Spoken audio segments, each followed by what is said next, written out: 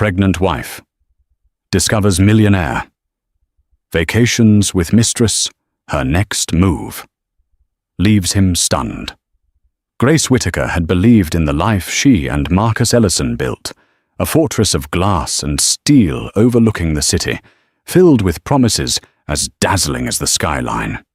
But when the man who vowed to be her future boarded a private jet for a business trip, Grace was left standing in their marble foyer with a secret of her own, a truth that would shatter their perfect world. She didn't know then that his destination wasn't a boardroom, but a sun-drenched beach with another woman. She couldn't have imagined that her quiet heartbreak would soon become a public spectacle, or that their eventual reunion at a glittering gala would be not an ending, but a stunning, impossible new beginning, played out before a world that was watching their every move. The silence in the penthouse was a physical thing. It pressed in on Grace Whittaker, amplifying the faint, rhythmic tick of the grandfather clock in the hall, a wedding gift from Marcus's parents, its pendulum swinging with a relentless, indifferent calm. It was the same calm Marcus had worn just an hour ago, kissing her goodbye. His lips were cool, his embrace brief, the scent of his expensive cologne already fading from the air. "It's just a few days, Gracie," he'd murmured, his hand resting for a fleeting moment on the small of her back. "The deal in Singapore won't close itself," she had nodded, forcing a smile that felt brittle on her lips. "I know. Be safe." Now she stood before the floor-to-ceiling windows, her reflection a ghostly silhouette against the sprawling tapestry of city lights. Below, the world hummed with life, a vibrant, chaotic dance of headlights and neon. Up here, in their glass castle, it was sterile and still.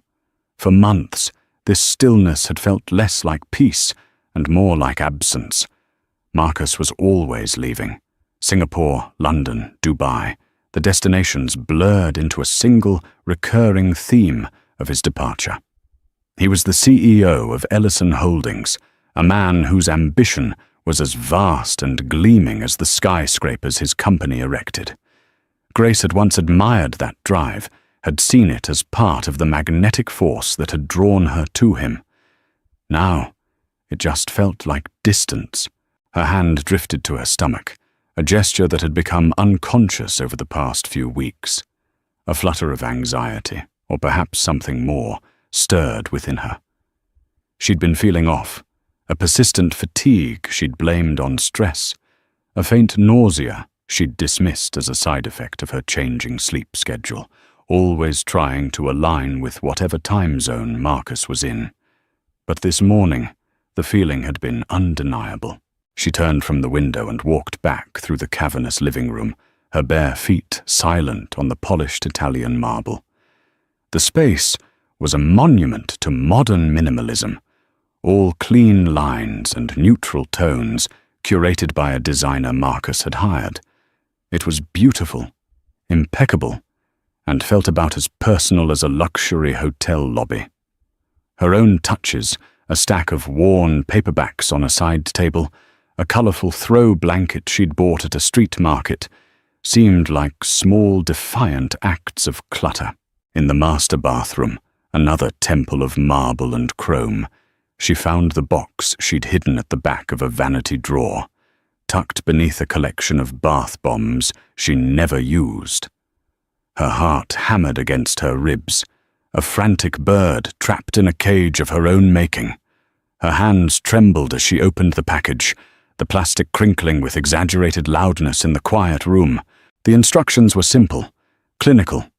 She followed them with a detached precision, her mind a strange mix of numb and hyper-aware. She noticed a smudge on the mirror, the way a drop of water clung to the edge of the chrome faucet, the faint scent of lavender from the hand soap. Anything to distract from the 2 minutes that stretched into an eternity. She placed the test on the cool marble counter, face down, and paced the length of the bathroom. 1 minute. She thought of Marcus, already in the air, sipping champagne in his first-class seat, his phone switched off. He'd be scrolling through financial reports on his tablet, his brow furrowed in concentration. He wouldn't be thinking of her. Not really. He was in his world, and she was in hers.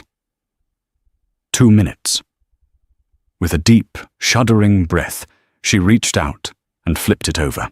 2 pink lines, bold, clear, and unequivocal. Pregnant. A wave of dizziness washed over her, and she gripped the edge of the counter for support. A sound escaped her lips. Not a cry, not a gasp, but something in between.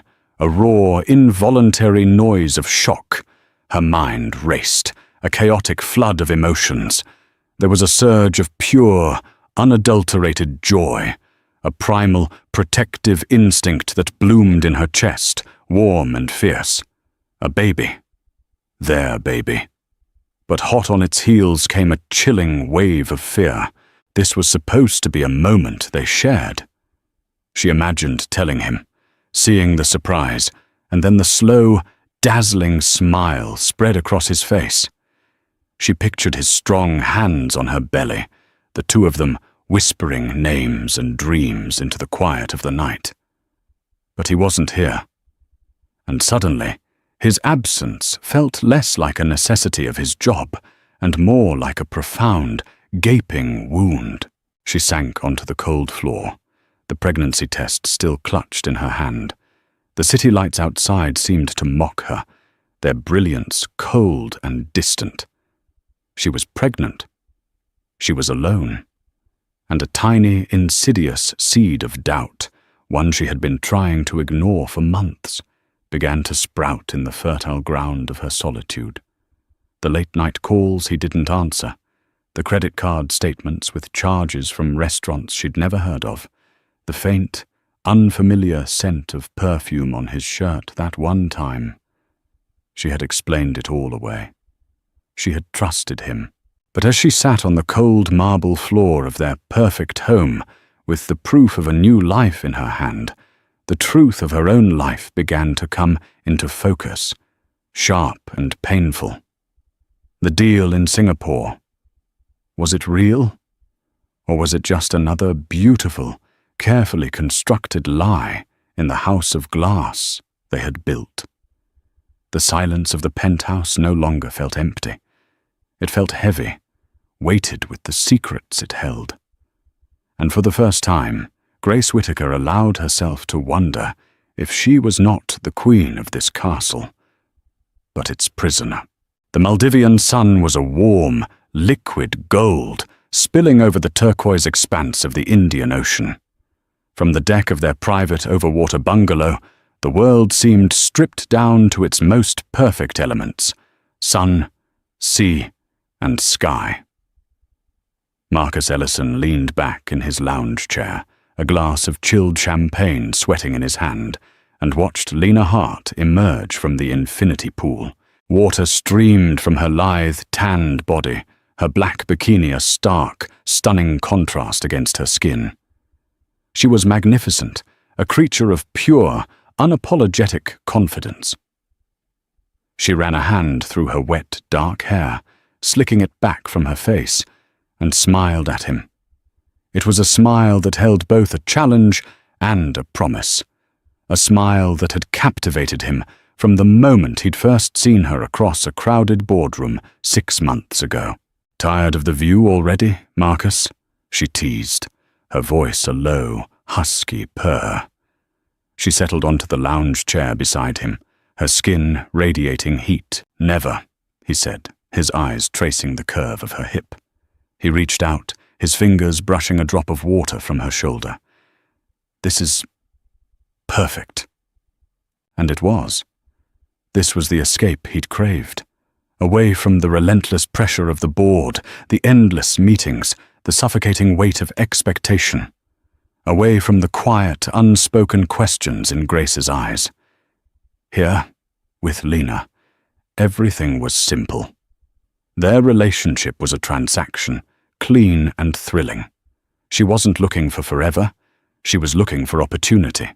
She was an ambitious art consultant who understood that proximity to power was its own form of currency. He admired her for it. There were no messy emotions, no complicated history. There was only the now. To us, Lena said, raising her own glass of champagne, and to closing big deals. She winked, a playful acknowledgement of the lie he'd told his wife. He clinked his glass against hers. To Singapore, he replied, the lie tasting like expensive champagne on his tongue. A flicker of guilt, brief and unwelcome, pricked at him. He pushed it away. He deserved this. He worked harder than anyone he knew. He provided Grace with a life of unimaginable luxury, a life she seemed perfectly content with. What she didn't know wouldn't hurt her. It was a mantra he'd repeated to himself so many times it had started to feel like truth. He'd met Grace in college, when he was just a guy with a famous last name and a chip on his shoulder, desperate to prove he was more than his father's son. She had been brilliant, warm, and grounded. She'd seen him, not his potential net worth. She had been his anchor. But as his empire grew, he had started to feel the anchor as a weight, holding him in place while the rest of the world spun in a dizzying orbit of power, risk, and temptation.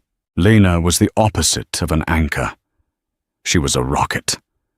Being with her was a jolt of adrenaline, a reminder of the man he was in the boardroom, decisive, powerful, and in control. I was thinking, Lena said, setting her glass down and turning to face him, her expression turning serious, about the new Ellison Tower downtown. The lobby is a huge space. It needs a statement piece, something monumental. Marcus felt a familiar shift inside him, the pleasant buzz of the champagne giving way to the sharper focus of business. I've got the architects sending over proposals.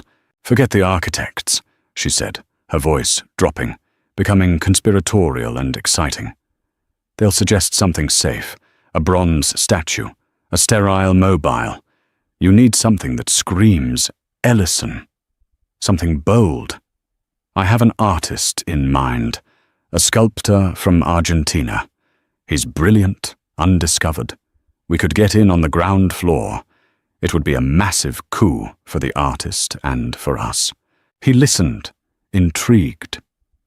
This was their dynamic, a seamless blend of pleasure and business. Lena wasn't just a beautiful woman. She was sharp, with an instinct for art and an even better one for commerce. She made him feel seen in a way Grace no longer did. Grace saw the man she'd married. Lena saw the titan he'd become. Send me his portfolio, Marcus said, the decision already forming in his mind. Already on its way to your private email, she said with a triumphant smile. She leaned in and kissed him, a slow, deep kiss that tasted of champagne and salt and sunshine. That's why we work so well together, Marcus. We don't wait for things to happen. We make them happen. He pulled her closer, the last vestiges of his guilt dissolving in the heat of her touch. He was the master of his universe, the architect of his own life. Everything was exactly as it should be.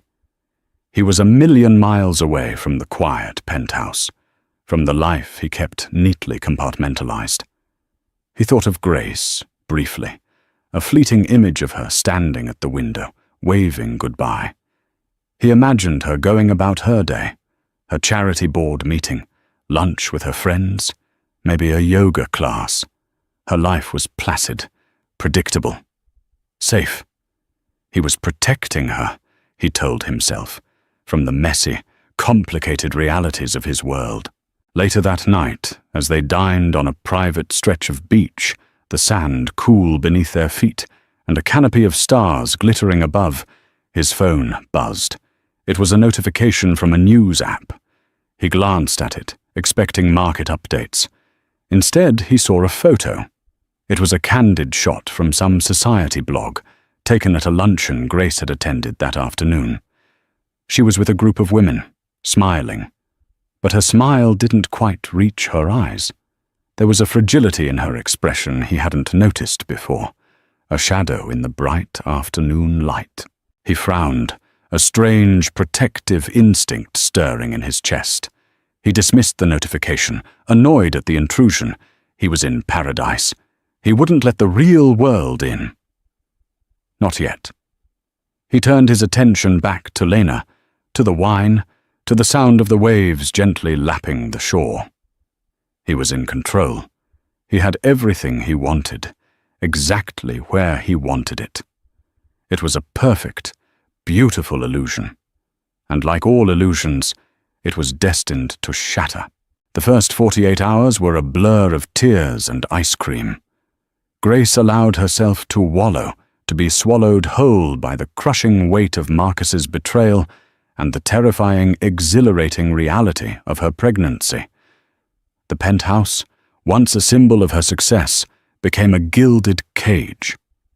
Every object, the sleek furniture, the abstract art, the ridiculously expensive vase on the mantelpiece, seemed to mock her, each a testament to a life built on a lie.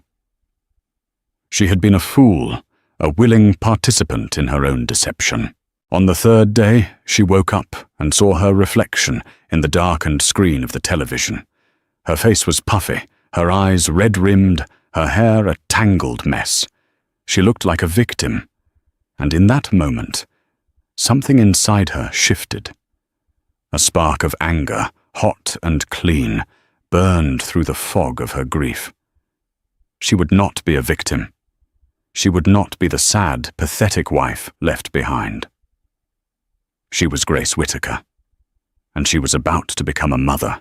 She picked up her phone, her fingers scrolling past Marcus's name to find the one person she knew would understand, not with pity, but with action. Daniel Morton, her best friend from business school, a man whose loyalty was as solid as the oak desk in his law office. "Gracie, you okay?" Daniel's voice was warm, instantly calming. "No," she said, her own voice surprisingly steady. "But I'm going to be. Can I come see you?" An hour later, she was sitting in Daniel's office, a sleek, functional space that was the complete opposite of her own home. Daniel, with his kind eyes and sharp suit, listened patiently as the whole story poured out of her. The pregnancy, the suspicions, the gut-wrenching certainty that Marcus was not in Singapore. He didn't interrupt, didn't offer platitudes. He just listened. When she was finished, her voice raw with unshed tears, he leaned forward, his expression serious. "Okay," he said. "First things first. We need confirmation, not just suspicion, evidence." "How?" she asked, feeling a fresh wave of helplessness. "You're married to Marcus Ellison," Daniel said, a wry smile touching his lips. "You have resources. Hire a private investigator, a good one, discreet. We find out where he is, who he's with, and we document it. Knowledge is power, Grace. Right now, you need all the power you can get." It was the first practical step, the first piece of a plan. It felt good. It felt like taking back control. That afternoon, Daniel made a call, and by evening, a discreet, highly recommended investigator was on the case. The next step was for her. Grace went home and walked through the penthouse, but this time she saw it with new eyes. It wasn't her home. It was Marcus's. She had let his taste, his preferences, his vision of their life erase her own. She started in the closet, a vast, walk-in space filled with designer clothes Marcus had approved of, elegant, understated, and safe. She pulled them from their hangers, one by one, and piled them on the floor. The beige cashmere, the sensible navy sheaths, the muted silks. They were the uniform of Mrs. Marcus Ellison. The next morning, she went out and bought a new wardrobe. She chose bold colors, emerald green, sapphire blue, a fiery crimson. She bought a leather jacket, tailored trousers that made her feel powerful, and a pair of heels that were utterly impractical and absolutely fabulous. Then she walked into the most exclusive salon in the city and had her long, honey-blonde hair cut into a chic, sharp bob that grazed her jawline. Looking at her new reflection, confident, modern, and a little bit dangerous, she didn't see a victim anymore. She saw a warrior. Her reinvention wasn't just external. She started thinking about her career. She had an MBA, a sharp mind for strategy that she had let atrophy while she played the role of the supportive wife. She had always been passionate about sustainable architecture and urban planning, a passion Marcus had dismissed as a cute hobby. Now it felt like a lifeline. She spent her days at the library, poring over books and journals, her mind alight with ideas. She started drafting a proposal for a foundation that would fund green building initiatives in low-income neighborhoods. The work was challenging and exhilarating. It was hers. A week after her life had imploded, the private investigator's report landed in her inbox. It was a slim digital file, but its contents were devastatingly heavy. Photos. Marcus and a stunning, dark-haired woman laughing on the deck of an overwater bungalow in the Maldives. The resort name was watermarked in the corner. They were holding hands, kissing, their intimacy casual and deeply ingrained. The woman was Lena Hart, an art consultant who had recently done some work for Ellison Holdings. It was all there, in crisp, high-resolution color. The betrayal was no longer a suspicion, it was a fact. Grace stared at the photos, a cold, hard knot forming in her stomach. But the tears didn't come. Instead, she felt a strange, chilling sense of calm. This was her proof. This was her leverage. This was her liberation.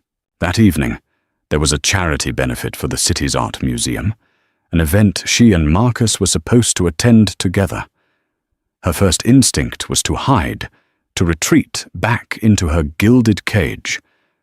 But then, she looked at the crimson dress hanging on her door, thought of the proposal saved on her laptop, and felt the tiny, persistent flutter of the new life inside her. Hiding was what the old Grace would have done. She put on the dress, styled her new hair, and applied a slash of bold red lipstick. When she looked in the mirror, she saw a stranger she was finally getting to know. She walked out of the penthouse and into the waiting car, her head held high. She was stepping back into the world, not as Marcus Ellison's wife, but as Grace Whittaker. And she had a feeling she was about to make an impression. The first crack in Marcus's counterfeit paradise appeared on his phone. He was lying by the pool, Lena dozing beside him, the afternoon sun beating down. He was scrolling idly through a financial news site when a pop-up ad for a society blog caught his eye. It wasn't the ad itself, but the photo in it.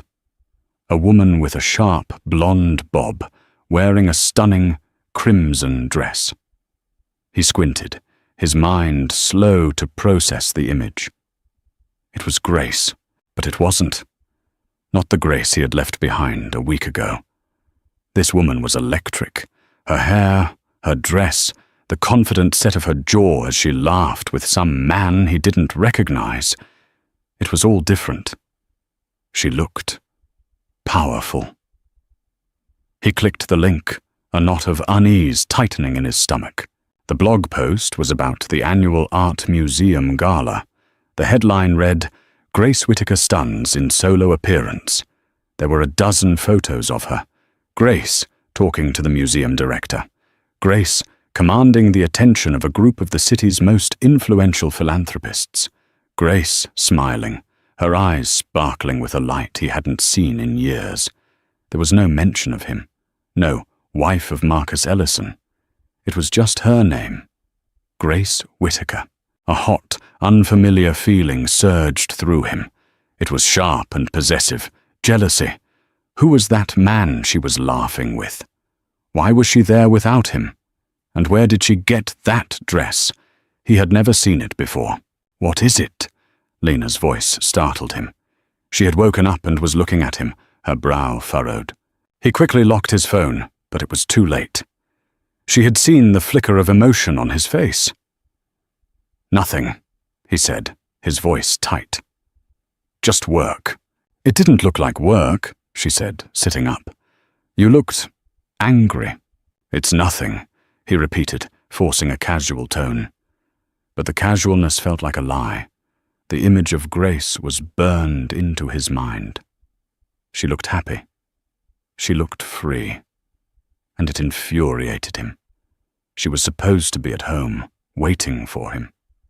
She was part of his life, a life he had carefully constructed and controlled. This independent, vibrant woman in the photos didn't fit into the box he had put her in. The rest of the day was strained. The perfect illusion of their escape began to crumble. The sun felt too hot, the turquoise water seemed garish, and Lena's easy laughter started to grate on his nerves.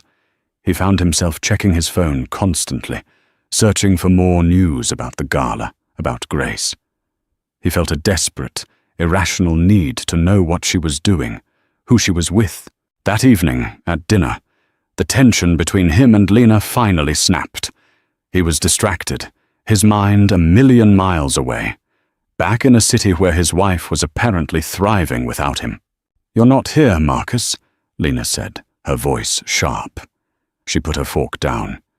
"You've been staring at your phone all day. What is going on?" "I told you it's work," he lied. "Don't lie to me," she shot back, her eyes flashing. "I saw the picture. It was your wife, wasn't it?" He didn't answer. He just stared out at the dark ocean. "This is what you wanted, isn't it?" she continued, her voice laced with accusation. "A little fun on the side, but you're still thinking about her. You want the perfect wife at home and the exciting mistress on the road. You want it all." "That's not true," he said, but his denial sounded weak even to his own ears. Was that what he wanted? He had never thought about it in those terms. He had simply taken what he felt he was entitled to. "Isn't it?" Lena laughed, a bitter, humorless sound. "You billionaires are all the same. You think you can buy everything and everyone. But you can't buy my time, Marcus.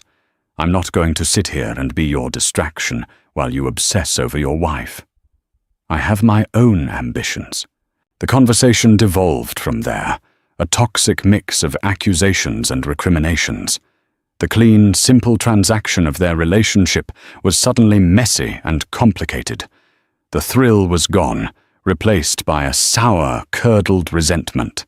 Later that night, he lay awake in the king-sized bed, Lena a silent, rigid presence beside him. He couldn't stop thinking about Grace. He had betrayed her. He knew that. But in his mind, it had been a victimless crime. He had assumed she was happy in her ignorance.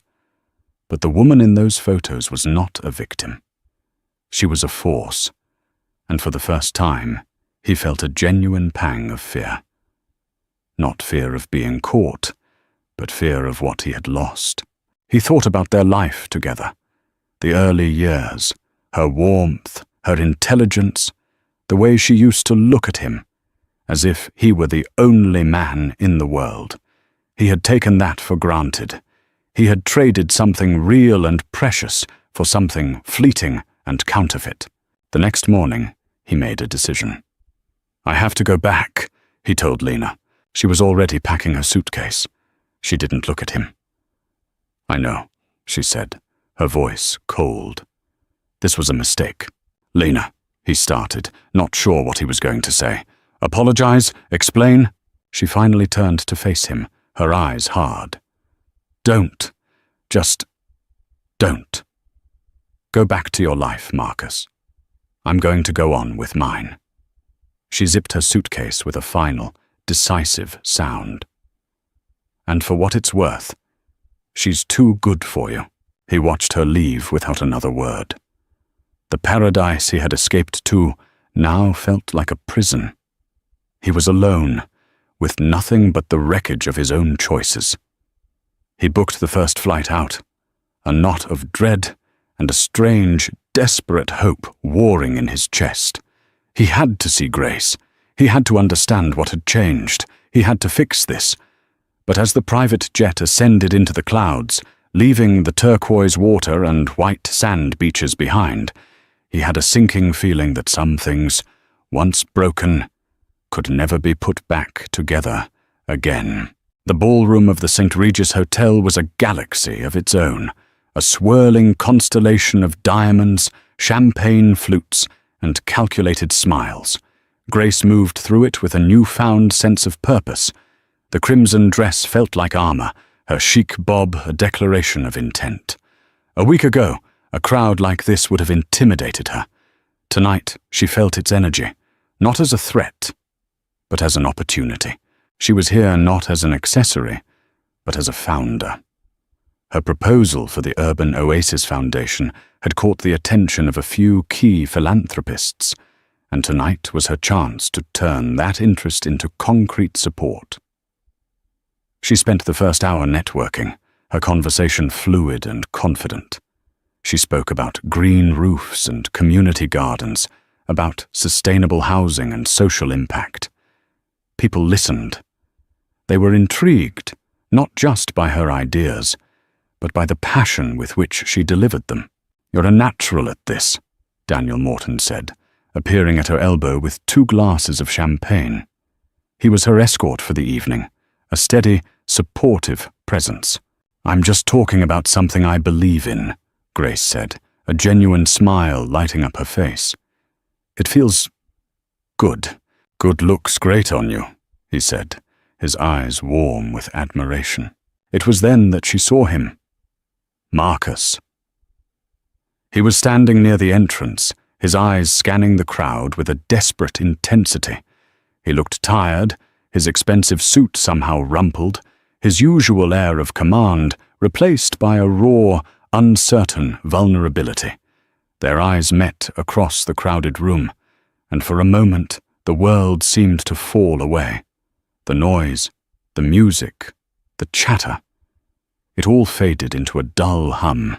He started towards her, his path a straight, determined line through the sea of people. Grace felt a jolt of panic, her heart hammering against her ribs. The old Grace would have shrunk back, would have looked for an escape. The new Grace stood her ground. She took a slow, deliberate sip of her champagne and waited. "Grace," he said when he reached her, his voice low and urgent. He looked at Daniel, a flicker of possessiveness in his eyes, before turning his full attention back to her. "We need to talk." "Hello, Marcus," she said, her voice cool and even, a perfect imitation of the polite society chatter around them. "I wasn't expecting you back so soon. How was Singapore?" The question hit him like a physical blow. He flinched. "Grace, please, not here." "Why not?" she asked, her gaze unwavering. "This is where we live our lives, isn't it? In front of everyone." She gestured vaguely at the opulent ballroom. "It's all part of the performance." He looked around, his jaw tight. People were starting to notice. Whispers were beginning to ripple through the crowd. The Ellisons, a public spat. It was blood in the water for this crowd. "What you're doing, your hair, this dress. This is all for show," he said, his voice dropping to a harsh whisper. "To punish me." Grace laughed, a short, sharp sound devoid of humor. "You give yourself too much credit, Marcus. I assure you, my life does not revolve around you. This," she said, gesturing to herself, "is for me. I'm remembering who I was before I became Mrs. Ellison." "You are Mrs. Ellison," he insisted, his hand reaching for her arm. She pulled back before he could touch her, her movement sharp and decisive. "Don't," she said, her voice dropping, laced with a steel he had never heard before. "Don't you dare touch me." The public smile never left her face, but her eyes were like chips of ice. She had built a wall of glass around herself. He could see her, but he couldn't get to her. He was on the outside, looking in at the life he had thrown away. "I know I messed up," he said, his voice cracking with a desperation that was utterly foreign to him. "I made a mistake, a terrible mistake." "A mistake is taking the wrong exit on the highway, Marcus," Grace said, her voice calm and cutting. "A mistake is forgetting to pick up dry cleaning. What you did was not a mistake. It was a choice, a series of choices. You chose to lie to me, to betray our vows, to disrespect me and our marriage. And now you have to live with those choices." Daniel, who had been standing by silently, stepped forward slightly, a protective gesture. "I think you should leave, Ellison." Marcus shot him a venomous look, but his focus was on Grace. He saw the finality in her eyes, the unbreachable distance she had put between them. He had come here expecting tears, recriminations, a dramatic scene that he could somehow manage and control. He had not expected this calm, collected strength, this utter indifference. "I'm not giving up on us," he said, a last desperate plea. Grace gave him a small, sad smile. "There is no us anymore, Marcus. There is you and there is me. And I'm just getting started with my life. Now, if you'll excuse me, I have a foundation to launch." She turned her back on him, a simple, devastatingly final gesture. She took Daniel's arm and walked away, melting back into the glittering crowd, leaving Marcus standing alone in the middle of the ballroom. The whispers around him grew louder, the curious stares more pointed. He was Marcus Ellison, the man who had everything, and he had never felt so utterly, publicly, and completely defeated. The glass wall was real, and he had just discovered it was bulletproof. The fallout was immediate and brutal. By the next morning, the society blog that had praised Grace's solo appearance was running a new, much juicier story. Photos of Marcus's public confrontation with his wife were splashed across the page, accompanied by speculative, venomous captions. The story was picked up by more mainstream news outlets. The narrative was clear. Marcus Ellison, the titan of industry, was not just a philanderer, but a public bully. The board of Ellison Holdings was not amused. He was summoned to an emergency meeting. The room was cold, the faces of the board members colder. They weren't concerned with his marriage, they were concerned with the brand. "This is a PR nightmare, Marcus," said an elderly director, his voice gravelly with disapproval. "Our stock took a hit this morning.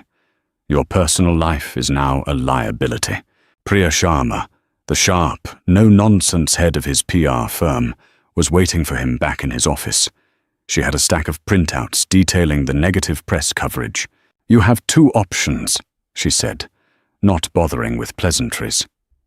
"You can hide and let this storm rage, which will cripple the company's reputation and possibly your position as CEO. Or you can get in front of it. You can own it." "Own it?" Marcus scoffed. "What am I supposed to do? Take out an ad in the Wall Street Journal admitting I'm a terrible husband?" "Close," Priya said, her expression unblinking. "You're going to issue a public apology, a real one, not some corporate speak nonsense. It needs to be humble, accountable, and most importantly, it needs to be about Grace." He recoiled at the idea. Marcus Ellison did not apologize. He strategized, he negotiated, he dominated. He did not beg for forgiveness in the public square. "It's the only way to begin to control the narrative," Priya insisted. "Right now, you're the villain. An apology makes you human. A flawed human, but one who is trying to make amends. It shifts the focus from your sins to your potential for redemption. And it shows respect for your wife, which frankly is the only thing that will make you look even remotely sympathetic right now. He spent the next 2 days in a virtual lockdown with Priya and a team of writers crafting the statement. Every word was debated, every sentence scrutinized. Marcus fought them at every turn, his pride warring with the cold, hard logic of his situation. Finally, they had a draft he could stomach. It was concise, direct, and excruciatingly honest.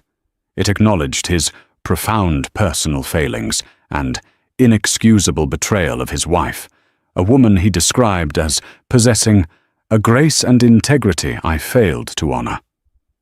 It asked for nothing, but stated his commitment to earning back her trust. Not as a husband, but as a person. The statement was released. The media frenzy was immediate. It was analyzed on news channels, debated on social media. The reaction was mixed. Some called it a calculated PR stunt, but many, surprisingly, saw it as a genuine act of contrition. The narrative began to shift, just as Priya had predicted. The real test, however, was not public opinion. It was Grace.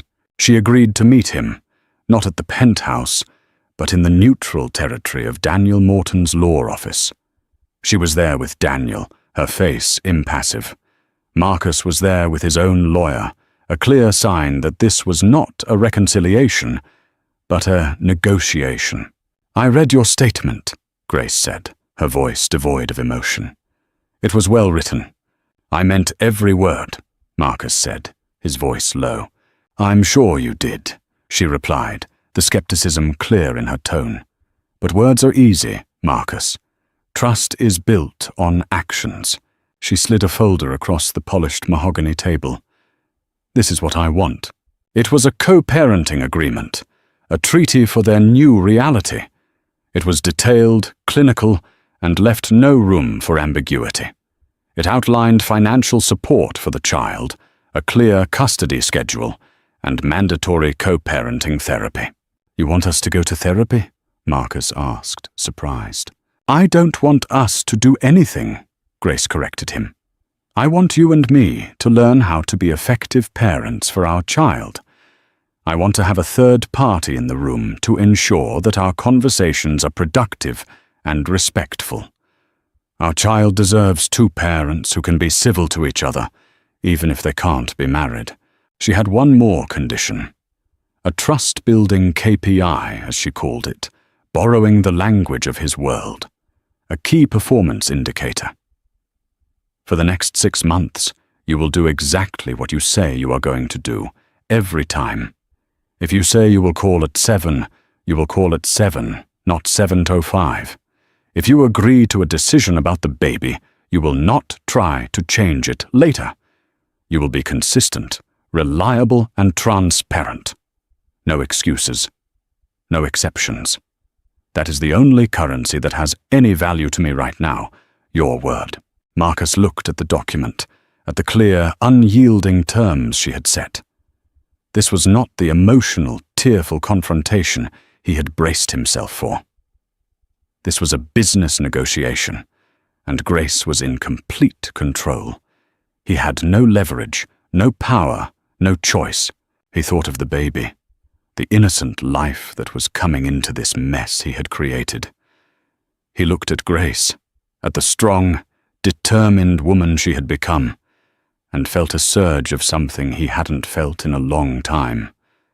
Respect. "Okay," he said, his voice hoarse. He picked up a pen. "I agree to all of it." He signed the document. It felt less like a defeat and more like the first, terrifying step on a long, uncertain road. The public apology had been for the world. This private treaty was for her. And he knew, with a certainty that chilled him to the bone, that it was the only one that truly mattered. The first therapy session with Dr. Elena Alvarez was excruciating. The room was decorated in soothing shades of blue and grey, but the atmosphere was thick with tension. Marcus found himself reverting to his default setting, the CEO in a negotiation. He spoke of optimizing outcomes and strategic co-parenting frameworks. Dr. Alvarez, a woman with kind eyes and a spine of steel, was not impressed. "Marcus," she said gently, "this isn't a boardroom, and Grace is not a subordinate you need to manage. This is about learning to communicate with honesty and vulnerability. Can you try telling Grace how you felt when you saw the first ultrasound picture, instead of discussing the logistics of the nursery?" He faltered. He had seen the photo. Grace's lawyer had sent it to his, a clinical, black and white image. He had stared at it for a long time, a profound, aching sense of loss washing over him. He had missed it. He had missed the first flutter, the first heartbeat, the first sign of the life he had helped create. "I felt," he started, his voice rough with an emotion he rarely allowed himself to show. He looked at Grace, who was watching him, her expression unreadable. "I felt like I had missed the most important moment of my life.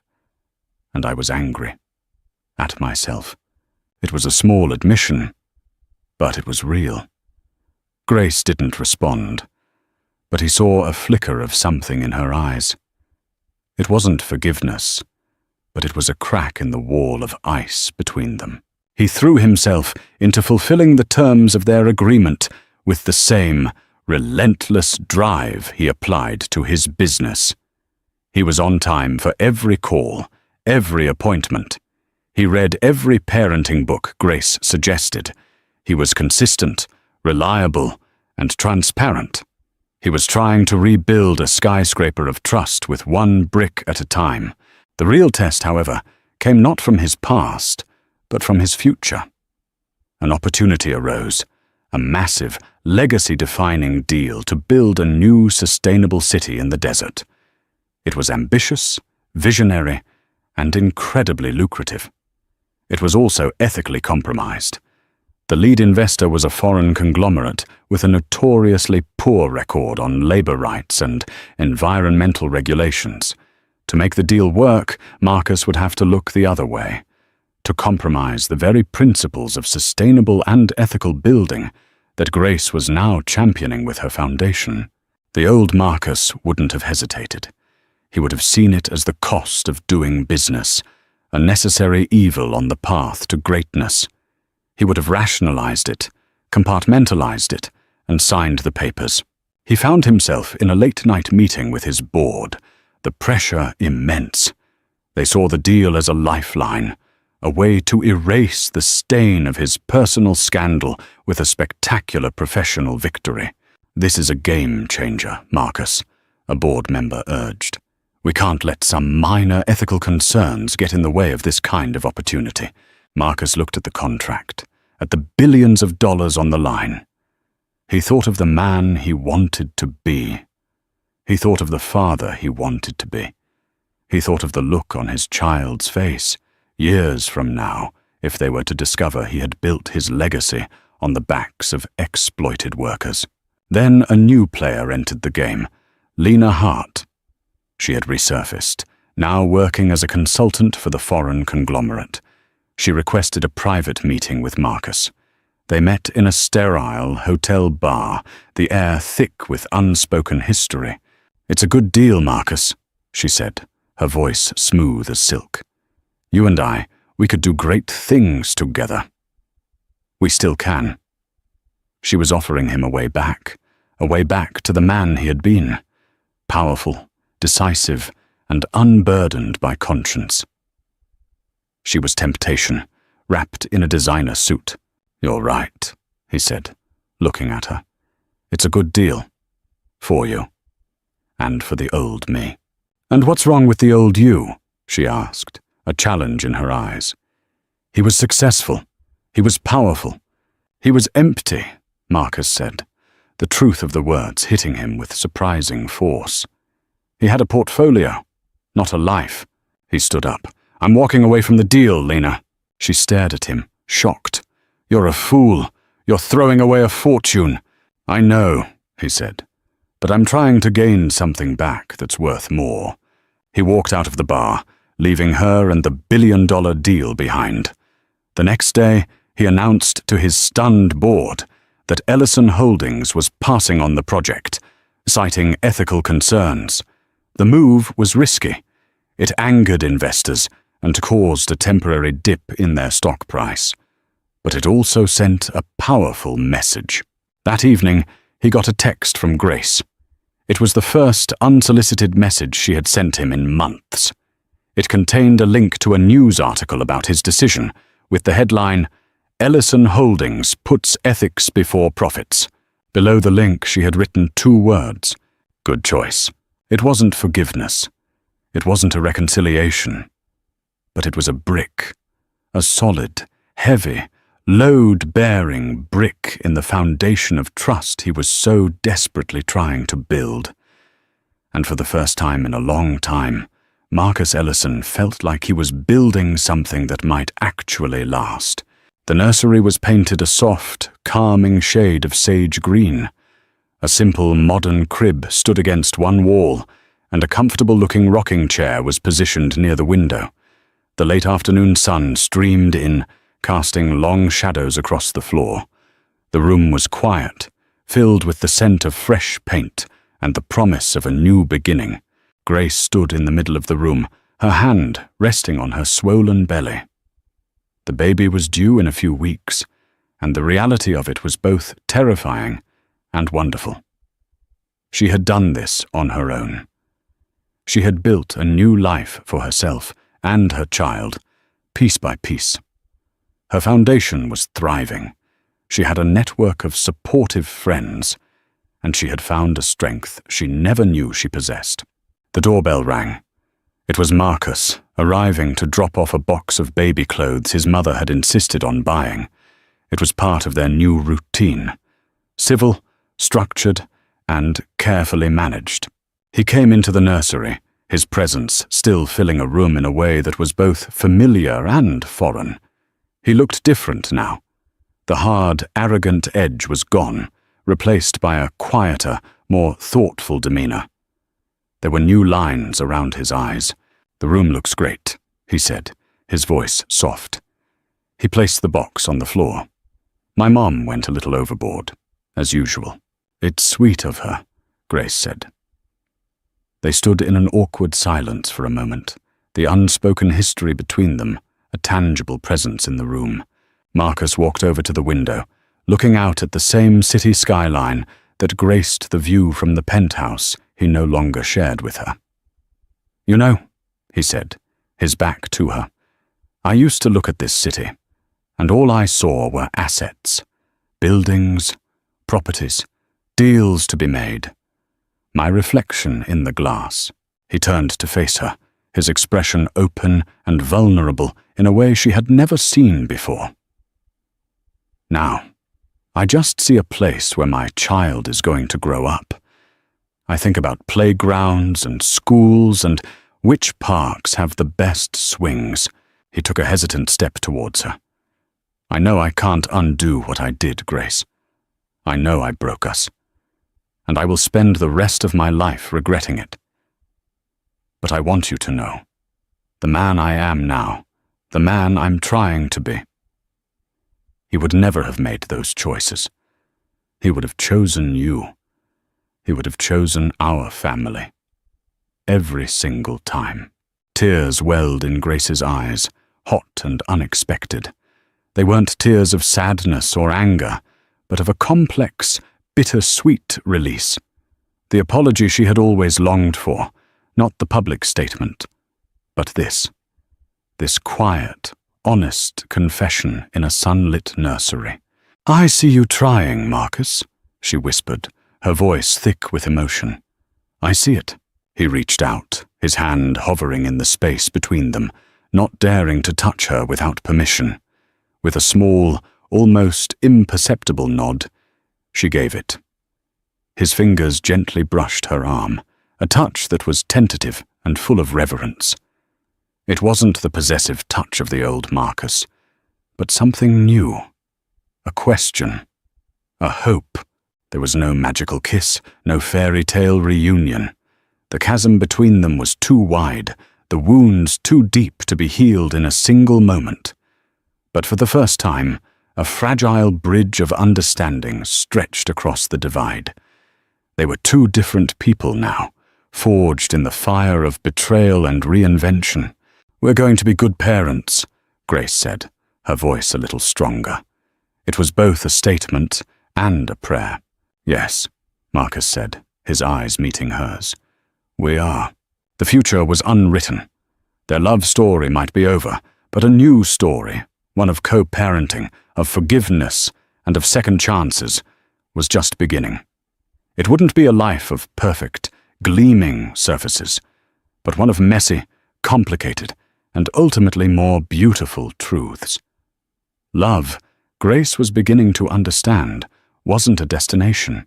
It was a choice you made every day. And in the quiet of the nursery, with the city humming below, they both chose to begin. What a journey of heartbreak, reinvention, and redemption.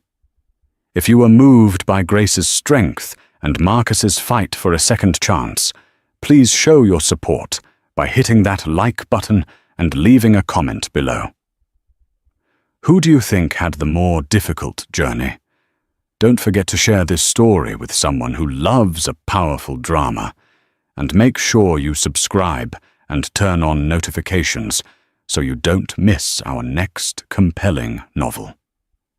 Your support helps us bring more stories like this to you every week. Thank you for watching.